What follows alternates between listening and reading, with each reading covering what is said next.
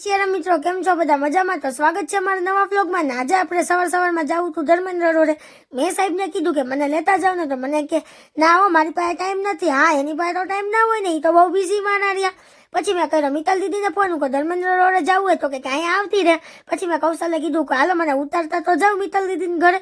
પછી આપણે ઘરેથી નીકળ્યા ત્યાં ગાડીને ભૂખ લાગી ગઈ. પછી એને ખવડાવવું પડ્યું, એટલે કે પેટ્રોલ પુરાવવું પડ્યું.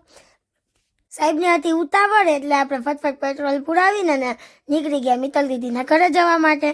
અને આપણે ગાડીને ફૂલ જમાડી દીધું હતું, એટલે જમવાનું નામ જ ના લે, એટલે કે ફૂલ પેટ્રોલ કરાવી દીધું હતું, એટલે ઉપાધિ નહીં. ત્યાં રસ્તામાં 2-3 કૂતરા વહેલા, તો એને હાઈ કરીને આપણે નીકળી ગયા મિત્તલ દીદીના ઘરે જવા માટે. હવે જો સાહેબ એટલા બિઝી માણા રહ્યા ને કે એને એક સ્માઇલ કરવાનો તે ટાઈમ નહીં. હવે મિત્તલ દીદીના ઘર પાસે પહોંચ્યા ને તો એને મને ઉતારી દીધી. મને કે હવે અહીંથી હાલીને વહી જઈએ, કે થોડુંક જ છે.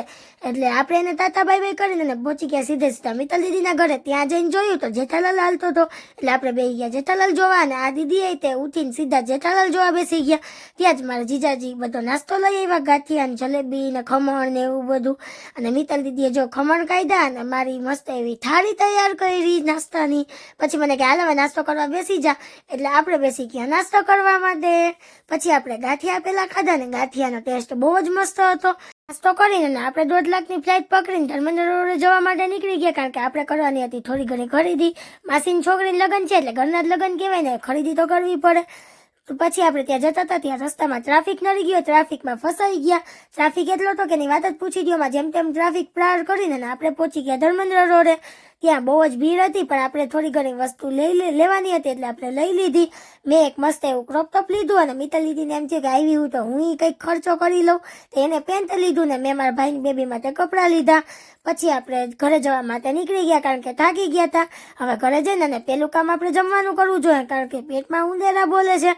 ઘરે પહોંચ્યા ત્યાં મિત્તલ દીદીના સાસુએ બધું તૈયાર રાખ્યું હતું, દાળ ભાત શાક રોટલી સંભાળો. પછી મિત્તલ દીદી કે હું હવે બધાને પીરસી દઉં ને, તમે બધા જમવા બેસી જાઓ. એટલે આપણે બધા જમવા બેસી ગયા. મિત્તલ દીદી પીરસતા હતા, એને મને મસ્ત એવી થાળી કરી દીધી. મેં કીધું છાશ આપી દો, એટલે થાળી પૂરી થઈ જાય. પછી આપણે જમવા બેસી ગયા. તો પાર્ટ 2 હજી આવશે, તો આવા જ મિની વ્લોગ જોવા માટે જલ્દીથી લાઈક કરો, શેર કરો અને ફોલો કરતા જજો. Bye bye.